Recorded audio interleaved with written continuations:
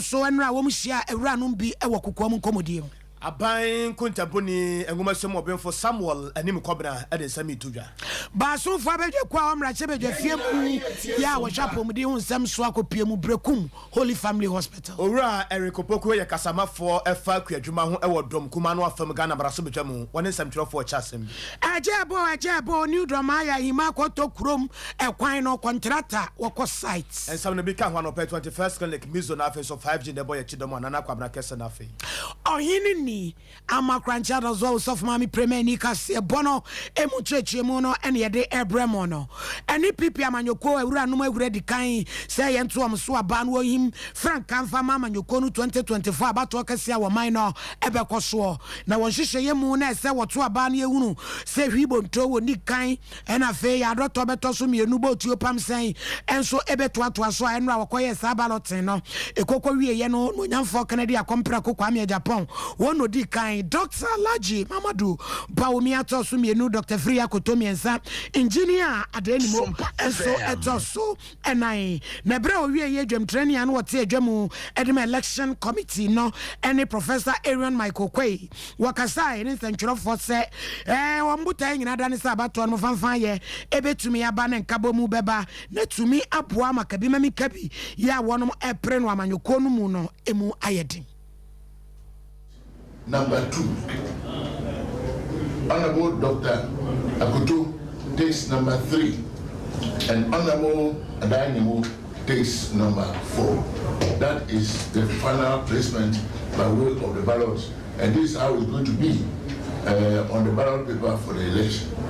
We are glad for your interest in the process, and we are happy about the fact that we have resolved the nitty-gritties that will make the election smooth, fair, and in the best interest of our great party. We thank you very much. Honorable Kennedy, at the home. Number 2. Warrior ya won monyamfo Canada kwame Japan so hiri ginai ensam so waburu bi so pa a fairly country a fairly party and nunti na wutue sika kese to buy the people. I was reading an article say Africa for you're too about based on money and not competence. Say enipa no enim pefe se nipa na okoto aba mano no ontimi nyade no basika wode mani nti na waje no wakoto owia na akonkere aba mesra. The signs are on the wall. The man who can take his country and develop it. Give me 4 years and you see the changes I'll make in this country. I have the experience. Sompa FM. Delegates. Bedebeho Ashamonsa. Moma yenyusu yagene enye hunhuna. Yemfanto aba. Enyi kendifua. Obetimi amaya breaking it. Wawura Canada Japan wo enenra.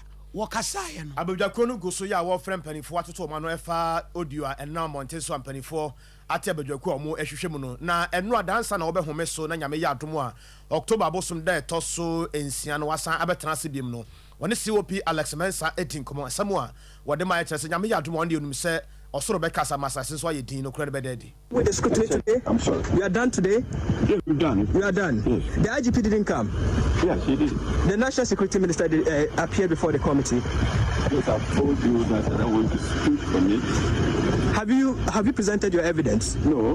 Why? They didn't give you the opportunity? Not started yet. They've not even started? No. So who did they deal with? I've told you I don't want to make any comment. But you're a strong man. Why wouldn't you want to talk about it? You're a strong man. You're a strong man. We know that you are. Yes, I will not make you're a blunt type. So whatever you see, you say. That I will not make comment on this issue. So we'll take it that today was the preliminary of the. I don't know. You can get these answers from the Parliamentary Select Committee. But are you happy? Are you happy with the process so far? Very, very. You're happy with the process? Very. Do you think you have been given a fair hearing on this? Very, very fair. So we should be expecting. Very fair. Very fair. Very fair. We should be expecting solid evidence from you. Yes. Is your evidence ready? Everything is ready. Everything is ready, including what? COP Alex Mensa and yetene kana no wachi nanka was Dr. George Akufo Dampare be PM na dwumade bi de ne ko PM e wo ba bi nti wantimi amma amranim fo be gina mo edema no lawyer Kwame Jan some of the man some trofoni. Are you coming again? You are coming back 2nd, 3rd, 4th, 5th. Wow. And 6th. With this one, IGP stuff will be coming? All the days, 5 days. Okay. 5 days, 2nd, 3rd, 4th, 5th, 6th. Are you coming again? And yeah, etwagu lawyer Kwame Jan.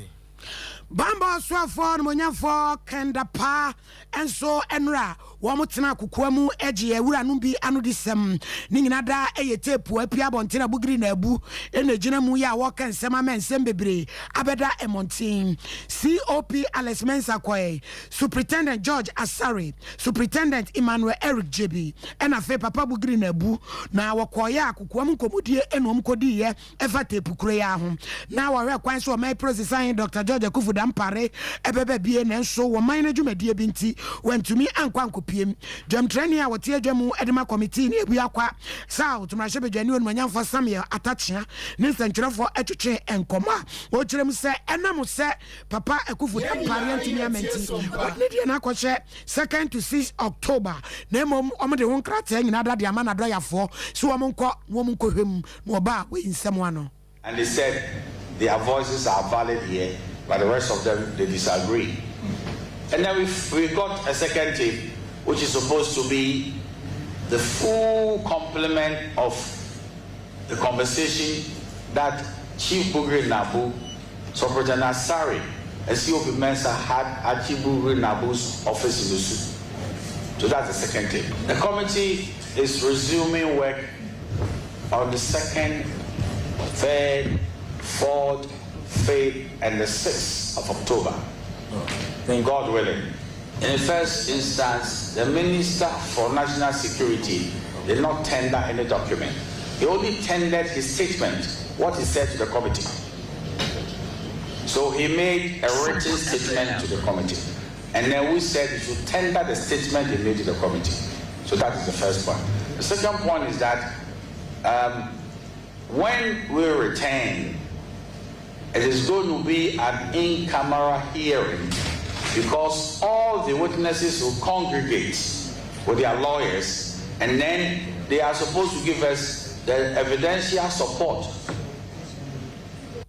We are quite south. Mrahye bedwani wonu manyamfo Samuel Atachia. Aban kuntabuni ngomasem obenfo Samuel anim kobra na kasebra bosomia etwam no wode nkuntabo no eba bonten na wakyerɛkyerɛ mu sade niam sikoye ene sade sika ne sunsum eso ate 40.1% sade ensem a wode kyerɛkyerɛ mu eka ho no sade koye. That between August 2022 and August 2023, prices of goods and services generally went up by 40.1% over the 1-year period.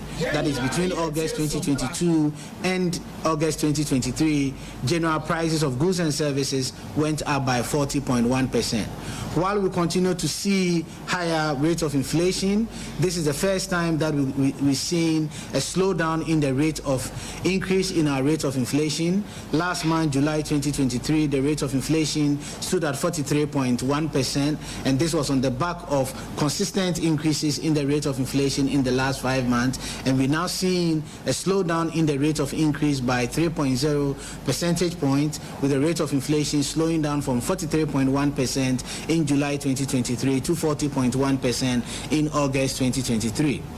Based on the disaggregations from a food and non-food perspective, we recorded a 21 percentage point difference between food inflation and non-food inflation, with food inflation 51.9% for the month of August 2023 and non-food inflation 30.9%. Respectively, food inflation and non-food inflation have slowed down by 3.1% and 2.9%. Ngomasiamu obenfo Doctor enim kobla na yete nkan.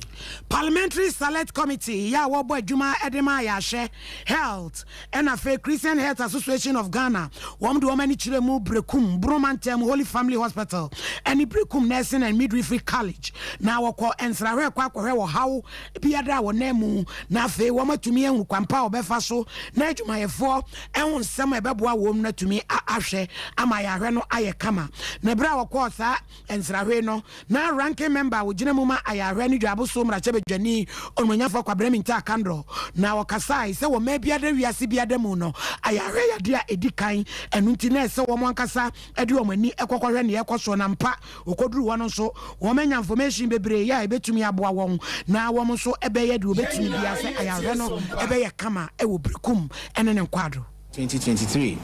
Further disaggregating the headline figure of 40.1% for the health sector in this country.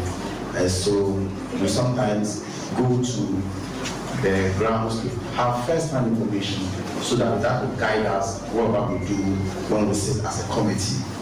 We have heard your challenges and those that we can do something about them.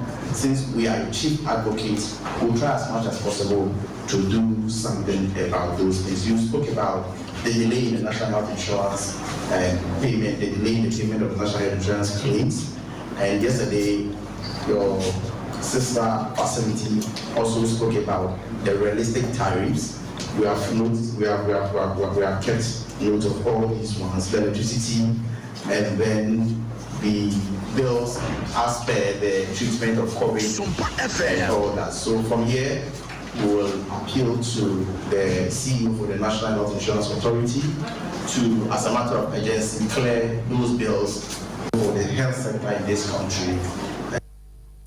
Onimanya for kwabenaminta akando wiye Madam Monica and Kromayo principal Edema Brekum Nursing and Midwifery Training School and so the nanu to mubi so da wonu mase papa so metumi aba na waba besra wonu sa konso ada de aseda edeba na andranko akufo ado aben se wo bo marba so mayade sense bills bia na akoye kegu wono so aban no atuade ama wonum ya ho business ye honorable MPs ba ye na so up ye na ya say no ma aba ba chia e bin see that cra nani dai dikan enti ye ni school for ye staff nyina ye ni age e so omo ba ye no omo ju omo ni aba be hu bi yes report nko na we say omo kenke omo ju omo ni aba be hu enyuma pa ye Madam Monica and Kroma principal Brekum Training School. Kasama for ewoku adwuma ho dom kumana fam Ghana braso betwamu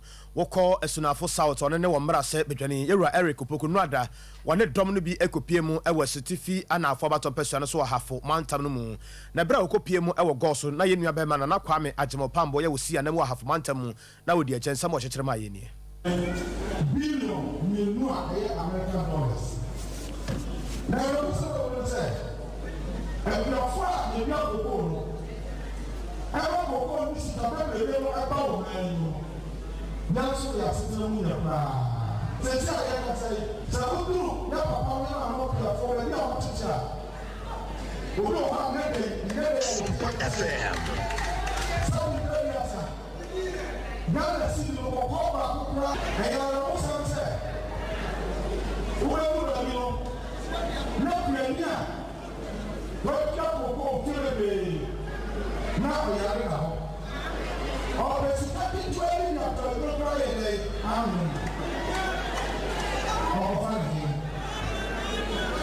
And then it's already the man has to school. All I go to Chancelli College University. And now for your first school fees on. I have been doing how.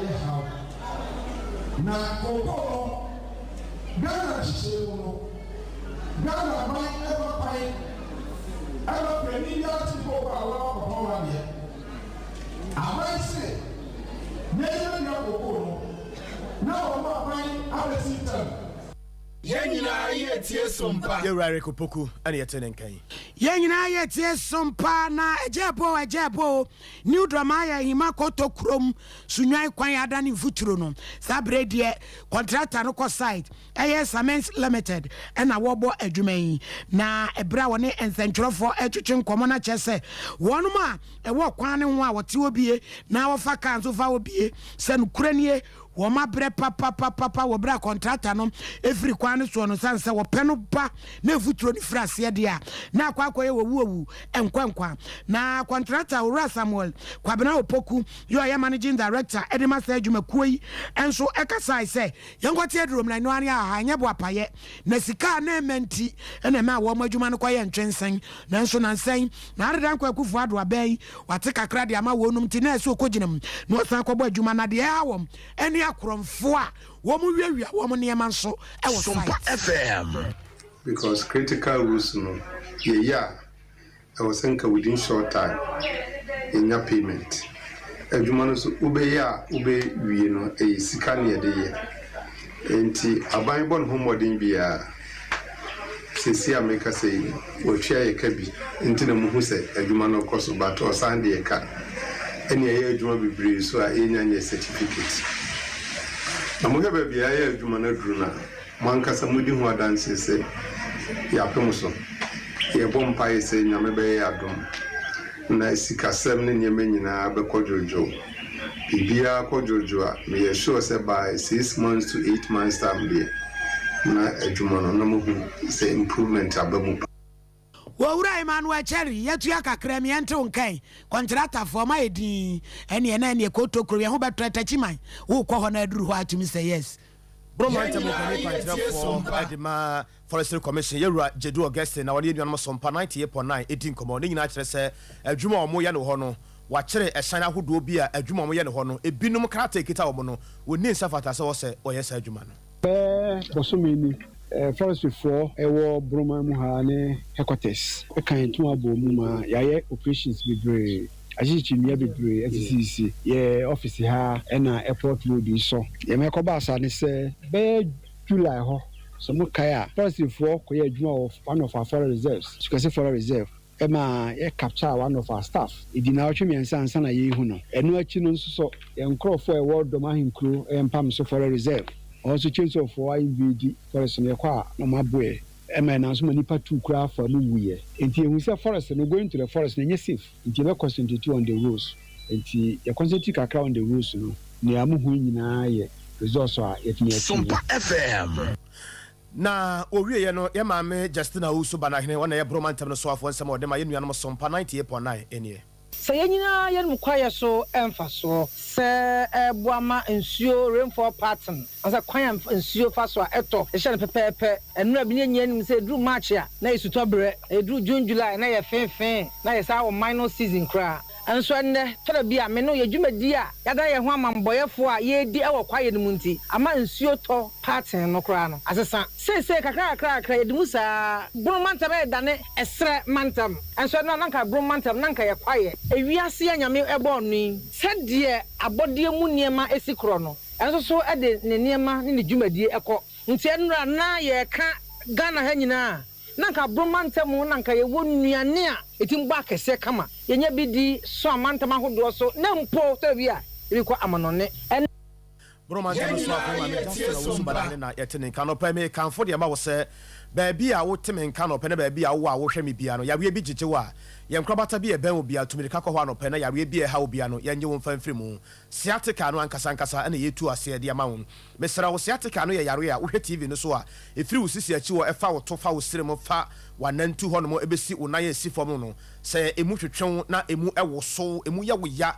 wanum nuru ahodo pi enkwa mesra wo tutumiri kanefo ni kire yenkrobata bia ya eben wo enkran dome market ho ye wo honom kuma se hwia overseas ye ben Alpha Radio sanso so na oboase kanso quarters ho no mo akọ jansi ye butu ho ya ye bo adwuma mesra ba bia sunwane sanso so na tachiman enkranza ne ba bia keka ho bia no wo de frɛ number na eguase ne ba bia ebe wo no ye nkyerɛ wo ne bra ho na ye ntwa massage papa bi herbal treatment papa bi ene be ma 21st clinic ye ne champion no ankasa ye ne sciatica expert no 0540 Sompa FM 311 0540 311 911 anopa wo kodwom wo kokyera de wo ye soja ne wo ye police ne wo ye driver ne ba bia wo nam ne ba bia wo kɔ ba bia wo de wani akyerɛ ya afi na wo ba fie bia no mesra wo beduru a ɛma wo remfi sɛ wo bagye miso ne bi na adwumade a wo kɔyɛ ne nyina akyi no wo bɛsa nya wa hoɔden no na wasa hyɛ mu bio na wo na wo kɔ wani mu no ye ne ya isa bi ye bɛyɛ adwuma free sa bɛ ya kɔpema nwumere ye bɛkɔ fie akwakwada no ebi ye nya aduane papa bi a ani a mesra wo ye mpɛ miso ne bi miso no emu odu enya bia no pa ya betuma agyira ye ho atwa da mu no nyina ye adwumaden ama hoɔden pa ye fɛ na hoɔden no bebre bɛsa ba wakwam ne sa ye ntimi sra wa no pa sa wo ahwia ne mpɔtem hɔ mu a fɛ number yi sisi a na se bia ba bia ya wo bia no fɛ number yi sisi a Dr. Silas no emane wo bi sisi a 0246 270221 0246 270221 nana kwabra kese na fe wahine ni asante abo Benedict Samufo Penny Kuku Veronica Hofedua Jando Koswe Somo Elizabeth ene edwumayefo nyina MC Afonso bebo aya yedi kaseboi ebremu ye sorry ade a chiepia etwaso Tua ebeiso onipa yinim na wia no yenso kane ahwene nim anadwo okay emerima wonim amuzu herbal clinic no woye mre won pemu a na entimi nyina so a wo